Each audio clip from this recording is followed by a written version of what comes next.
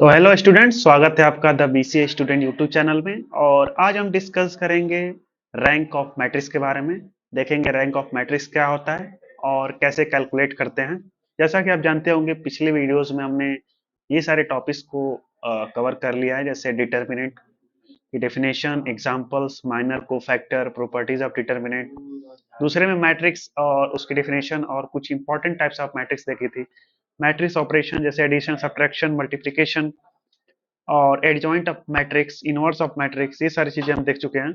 और last video जो थी, इसके पहले वाली वीडियो, जिस उसमें हमने देखा था क्रेमर्स रूल क्या होता है और उसे कैसे यूज करते हैं, कैसे कैलकुलेट करते हैं solutions of linear equations, system of linear equation के सॉल्यूशन कैसे कैलकुलेट करते हैं क्रेमर्स रूल की मदद से। वो पिछली वीडियो में हमने समझा था। तो इस वीडियो में हम देखेंगे रैंक ऑफ मैट्रिक्स क्या होता है, कैसे कैलकुलेट करते हैं। तो चलिए शुरू करते हैं बिना किसी टाइम पास के। तो रैंक ऑफ मैट्रिक्स के पास चलते हैं धीरे धीरे। ये सारी चीजें कवर हो चुकी हैं। अब हमें देखना है रैंक ऑफ मैट्रिक्स। तो ये रहा टॉपिक, रैंक ऑफ मैट्रिक्स। तो यहाँ पे आप देख सकते हैं रैंक ऑफ मैट्रिक्स के लिए तो कोई कंटेंट ही नहीं है यहाँ पे है। इसके बाद डेफिनेशन के बाद डायरेक्ट आइगन वैल्यू और आइगन वेक्टर्स है। लेकिन हमें रैंक ऑफ मैट्रिक्स पढ़ना है, तो चलिए दूसरे नोट्स पे चलते हैं जहाँ पे रैंक ऑफ मैट्रिक्स के बारे में डिटेल में है। तो यहाँ पे आप देख सकते हैं हम आ चुके हैं दूसरे नोट्स पे। यहाँ पे रैंक ऑफ मैट्रिक्स के बारे में डिटेल में लिखा हुआ है। तो चलिए शुरू करते हैं बिना किसी टाइम पास के। सबसे पहले देखते हैं definition. Rank of matrix. The rank of matrix is the fundamental concept in linear algebra. तो लीनियर अलजेब्रा का एक फंडामेंटल कॉन्सेप्ट है रैंक ऑफ मैट्रिक्स, जो कि रिप्रेजेंट करता है, क्या रिप्रेजेंट करता है, representing the maximum number of linearly independent rows और कॉलम्स इन द मैट्रिक्स। तो maximum number of linearly independent rows और कॉलम्स किसी भी मैट्रिक्स में रिप्रेजेंट करता है कौन, रैंक ऑफ मैट्रिक्स। यानी कि rank of matrix linearly independent rows को रिप्रेजेंट करता है, या फिर वो कॉलम्स भी हो सकती हैं। It helps in determining the solutions of a system of linear equations.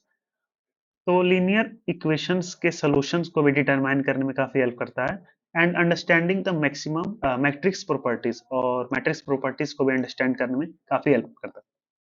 The rank of matrix A, यानी किसी मैट्रिक्स ए की रैंक को हम कैसे डिनोट करते हैं, ऐसे। It is often denoted as rank A. कभी कभी हम इसे रो से भी डिनोट करते हैं, रो ए। और for n m cross n matrix A, यानी कोई मैट्रिक्स है जिसका ऑर्डर एम क्रॉस एन है। जैसा कि आप जानते होंगे ऑर्डर क्या होता है, number of rose into number of columns. यानी कि नंबर ऑफ रोज इस मैट्रिक्स में एम है और कॉलम एन है, तो उसकी बात हो रही है यहाँ पे। For n m cross n matrix A, जिसका नाम ए है, द रैंक इज डिफाइंड। तो उसकी रैंक कैसे डिफाइन होगी, the number of linearly independent rows और कॉलम्स इन द मैट्रिक्स। तो इस मैट्रिक्स में जितनी भी रो होंगी या जितनी भी कॉलम होंगी, उसमें से जितनी लीनियरली इंडिपेंडेंट रो या कॉलम होंगे उस मैट्रिक्स के, उसी को हम लोग रैंक ऑफ मैट्रिक्स बोलेंगे। This means that the rank of matrix is the maximum number of linearly independent row। या तो नंबर ऑफ linearly independent रो हो सकती हैं, या फिर number of maximum number of linearly independent column हो सकती हैं। यही दोनों में से कोई एक चीज हो सकती है। नोट में क्या लिखा हुआ है, the row rank और column rank of the matrix are always equals.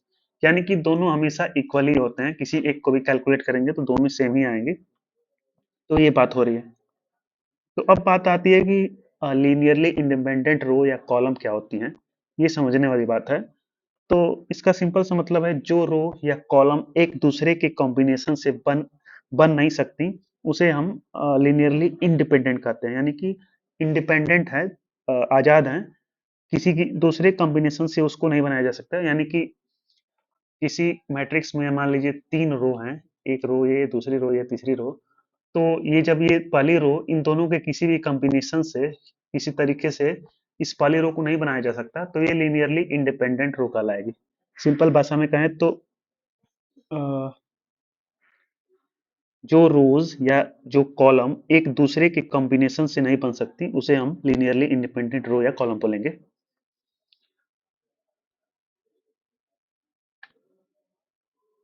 और रैंक ऑफ मैट्रिक्स ये बताता है कि एक मैट्रिक्स में मैक्सिमम इंडिपेंडेंट रो या कॉलम कितने हैं।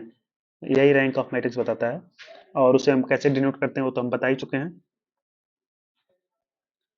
तो रैंक ऑफ मैट्रिक्स कैलकुलेट करने के लिए कुछ मेथड्स हैं, जैसे सबसे पहले एक्लोन फॉर्म, दूसरा है माइनर फॉर्म। तो एक्लोन फॉर्म को हम लोग रो एक्लोन फॉर्म या REF भी बोलते हैं। तो इसके कुछ तरीके हैं, उसको यूज करके हम लोग रैंक ऑफ मैट्रिक्स को कैलकुलेट या फाइंड करते हैं। तो चलिए सबसे पहले इसको देख लेते हैं, एक्लोन फॉर्म को एग्जाम्पल प्रॉब्लम सॉल्व करके।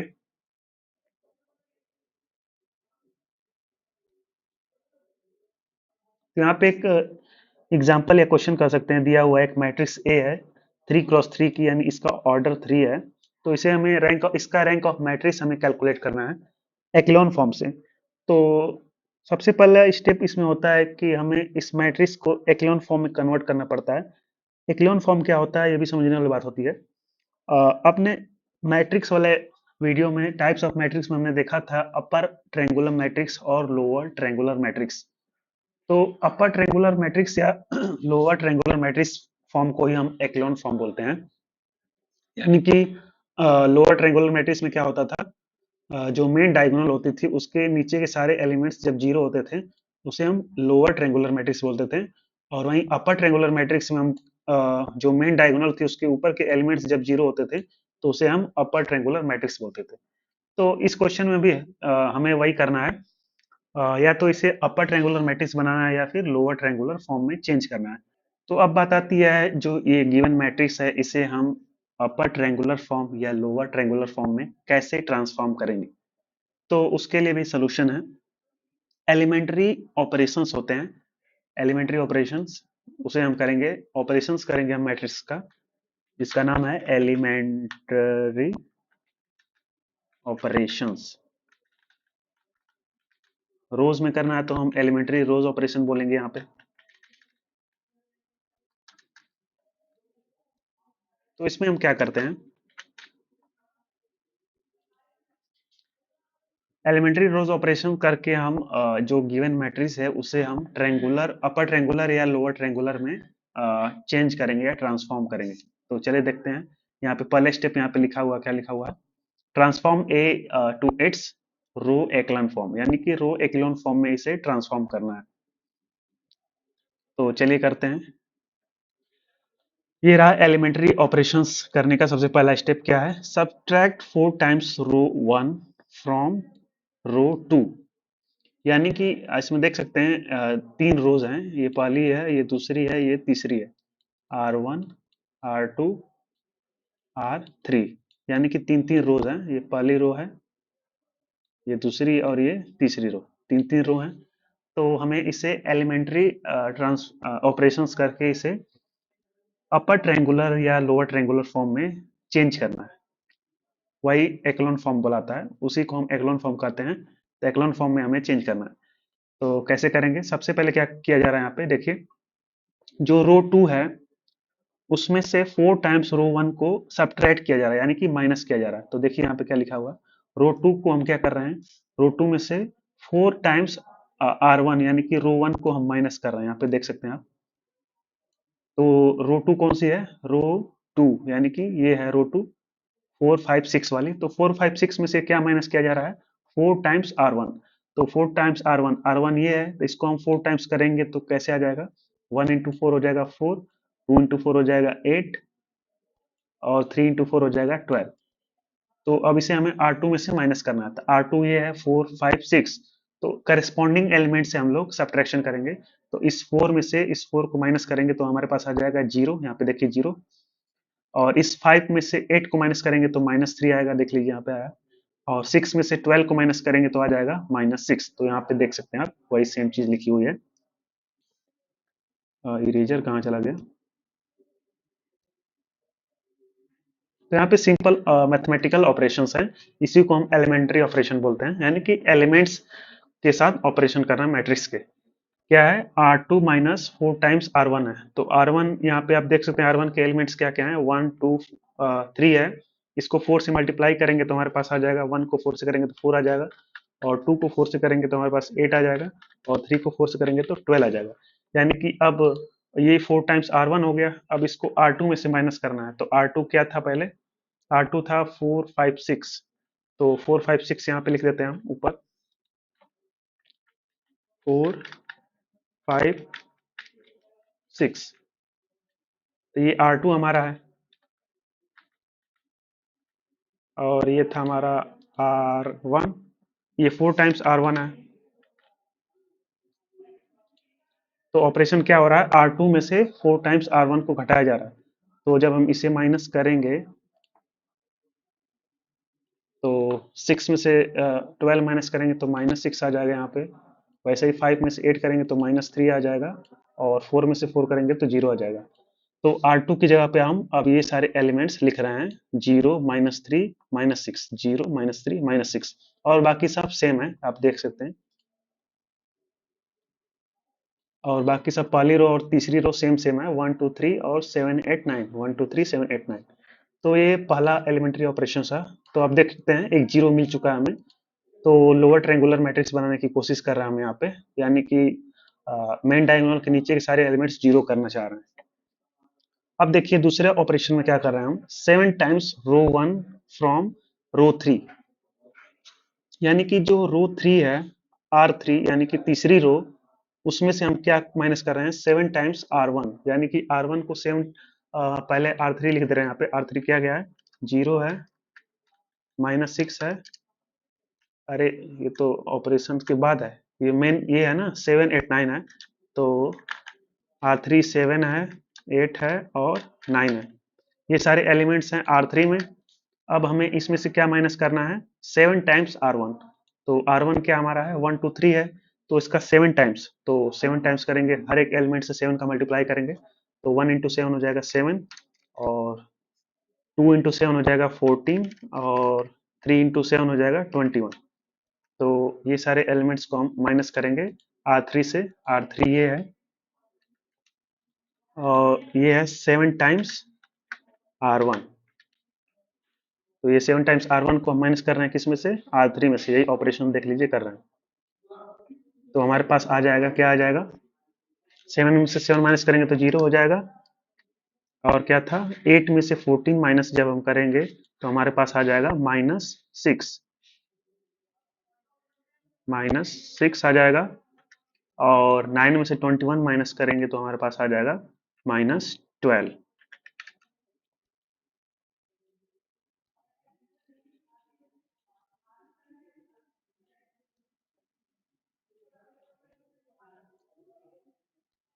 तो यहाँ पे आप देख सकते हैं y 0 -6 12 हमने लिख दिया है R3 की जगह पे इस ऑपरेशन की मदद से। तो आप देख सकते हैं और बाकी सारे एलिमेंट सेम है, 1 2 3, 0 -3 6 और 0 -6 -12। आप देख सकते हैं एक और जीरो मिल चुका है एलिमेंट्री ऑपरेशन की मदद से। अब तीसरे ऑपरेशन में हम क्या कर रहे हैं, डिवाइड कर रहे हैं R2 को -3 से, यानी कि जो रो 2 है, ये रो 2, इसको डिवाइड कर रहे हैं किससे, -3 से डिवाइड करेंगे इसको।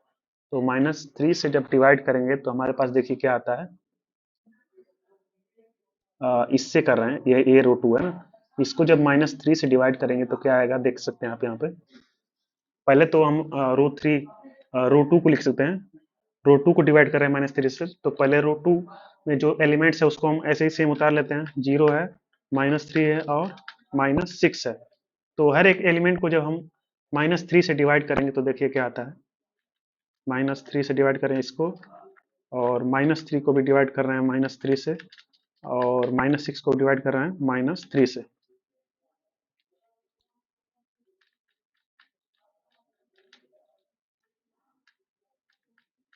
ये रो 2 है और ये रो 2 डिवाइडेड बाय -3, ये है। तो रो 2 में क्या था हमारे पास, 0 -3 -6 ऐसे ही लिख दिया हमने यहाँ पे। अब इसको डिवाइड किया -3 से, यहाँ पे आप देख सकते हैं R2 माइनस डिवाइडेड बाय -3। तो 0 को हमने -3 से डिवाइड किया तो आ गया 0 और -3 को जब डिवाइड करेंगे -3 से तो हमारे पास आ जाएगा 1। और तीसरा क्या एलिमेंट था, -6 को डिवाइड करें -3 से तो हमारे पास आ जाएगा 2। तो यहाँ पे आप देख सकते हैं हमारे पास 3 नए एलिमेंट्स आ गए हैं, 0 1 2। तो उसे हम लिख लेंगे किसकी जगह पे, R2 की जगह पे, तो 0 1 2। और बाकी सारे एलिमेंट्स को हम वैसे ही उतार लेंगे। तो सारे एलिमेंट्स देख सकते हैं उतारा गया है, 1 2 3, 1 0 1 2 0 -6 -12। अब एक और स्टेप है हमारे पास, एड 6 टाइम्स रो 2 टू रो 3।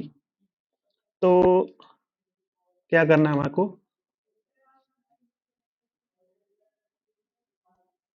जो रो 3 है यानी कि R3 ये है, इसमें हमें ऐड करना है 6 टाइम्स रो 2। तो सबसे पहले तो हम रो 3 को यहाँ पे उतार लेते हैं। रो 3 क्या है, 0 माइनस 6 माइनस 12, 0 माइनस 6 माइनस 12, ये क्या है, ये हमारा रो 3। इसमें हमें ऐड करना है 6 टाइम्स रो 2। तो रो 2 क्या है हमारे पास, रो 2 है 0 1 2, इसका 6 टाइम करेंगे तो 0 इंटू 6 करेंगे तो 0, 0 इंटू 1 इंटू 6 करेंगे तो हमारे पास आ जाएगा 6, और 2 इंटू 6 करेंगे तो हमारे पास आ जाएगा 12। ये है, क्या है, 6 टाइम्स है R2। तो अब जब इसे कैलकुलेट, जब इसे हम ऐड करना है तो ऐड करेंगे तो हमारे पास आ जाएगा 0 0, और ये आ जाएगा 0। तो हमारे पास तीनों ये 0 आ जाएंगे जब हमने इसे ऐड किया है। तो ऐड करने के बाद 0 0 आ जाएगा, तो उसको कहाँ रखेंगे हम, R3 की जगह पे। R3 की जगह पे क्या रखेंगे, R3 plus six time R2, जिसको हमने किया तो 0 0 आया, तो आप देख सकते हैं R3 में हमने 0 0 रख दिया है। तो आप देख सकते हैं ये मैट्रिक्स लोअर ट्रेंगुलर फॉर्म में बन चुकी है, जो कि यही एक्लेन फॉर्म कहलाएगा। तो अब हम कैलकुलेट करेंगे नॉन जीरो रोज, यानी कि कितनी रोज हैं जो कि नॉन जीरो एलिमेंट्स है। तो यहाँ पे देख सकते हैं तीसरी रो है, ये तो कम्प्लीटली जीरो रो है, यानी कि सारे एलिमेंट्स इसके जीरो हैं। पहली दूसरी में सारे एलिमेंट्स जीरो नहीं है, तो ये नॉन जीरो कहलाएंगे। तो नॉन जीरो कितने रोज हैं, ये पहली ये दूसरी, यानी कि दो रोज ऐसी हैं जो कि नॉन जीरो है। तो इसका मतलब इसका रैंक 2 हो जाएगा। तो ऐसे हम कैलकुलेट करते हैं रैंक ऑफ मैट्रिक्स। तो इस मैट्रिक्स का रैंक हो जाएगा 2। हम लिख लेते हैं rank of matrix A equal to 2। तो यही स्टेप्स हैं रैंक ऑफ मैट्रिक्स कैलकुलेट करने के लिए। सबसे पहले हमें एक्लोन फॉर्म में चेंज करना पड़ता है किसी भी मैट्रिक्स को। तो उसे उसके लिए हम एलिमेंट्री रो ऑपरेशंस करते हैं। एलिमेंट्री रो ऑपरेशन करने के लिए आपको सोचने को पड़ता है कि किसको कैसे करें, कैसे किसको किसमें से माइनस करें ताकि जीरो बने। ये आपके ऊपर डिपेंड करता है कि आप कितना अच्छे से सोच सकते हैं जीरो करने के लिए। ये सारे एलिमेंट्स जीरो करने पड़ते हैं। तो ये है रैंक ऑफ मैट्रिक्स कैलकुलेट करने का एक फॉर्म मेथड्स, जिसका नाम है यूजिंग एक्लोन फॉर्म। दूसरा मेथड है माइनर मेथड। तो चलिए इसे देखते हैं कैसे कैलकुलेट करते हैं रैंक ऑफ मैट्रिक्स।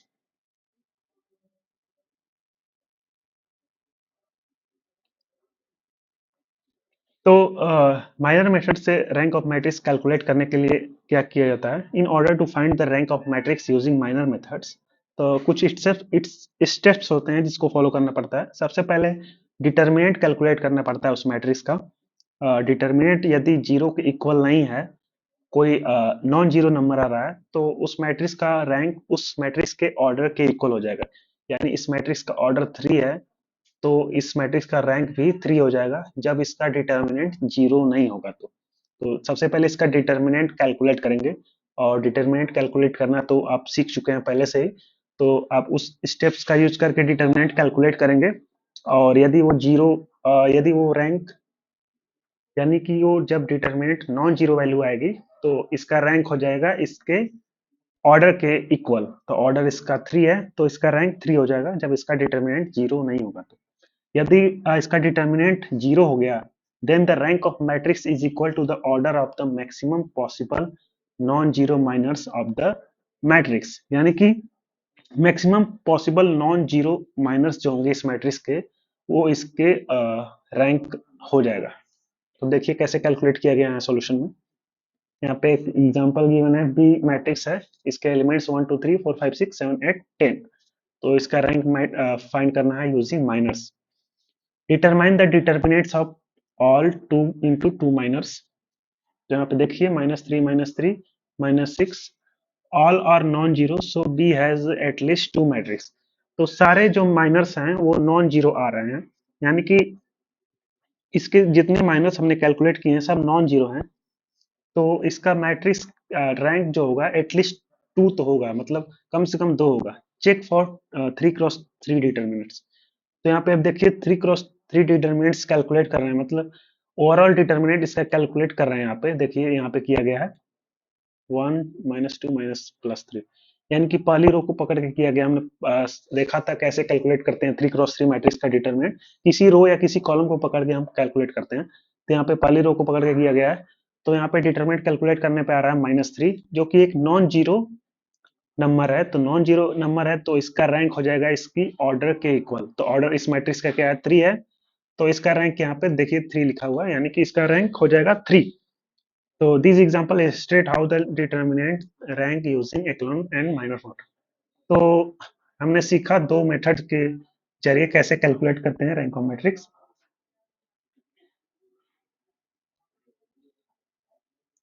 उम्मीद है आपको सारे कॉन्सेप्ट क्लियर होंगे।